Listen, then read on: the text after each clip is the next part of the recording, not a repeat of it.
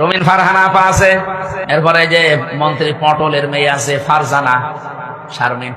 আমার ডাইনে বামে আমার এমন ঘড়ি আলা লোক আমি পেয়েছি। এই আপারা আমাদের সামনে, আমার মাঝে মাঝে চিন্তা হয় আল্লাহ আমার ডাইনে বামে যে অবস্থা, ও ম্যাডাম গুলো যদি এদের পেটের দিকে তাকায় ভাববে আল্লাহ ছেলে মেয়ে হয় আমাদের আর পেট হয়। হুজুরের পাশে দুইজনের কি ভড়ি, ও কোন মারা যাবে ঘড়ির উপর।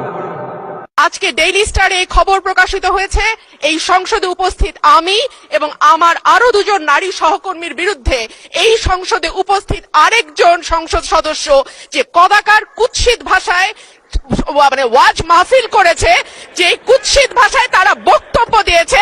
আমি আপনার কাছে এই ব্যাপারে বিচার চাইছি মাননীয় স্পিকার, আপনি বিষয়টি সংসদে দৃষ্টি আকর্ষণ করছি, আপনি বিষয়টিকে দেখবেন।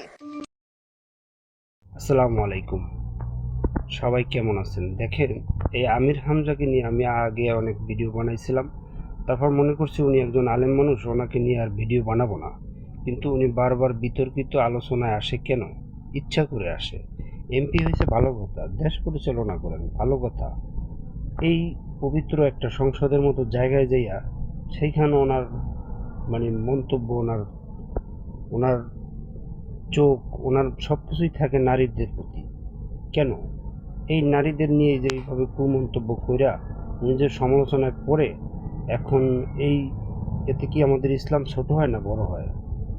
মানুষ আসলে মানুষের জ্ঞান বুদ্ধি এত কম থাকলে যারা এইগুলো করে, উনি নারীদের কেন এত ছোট করবে? বল।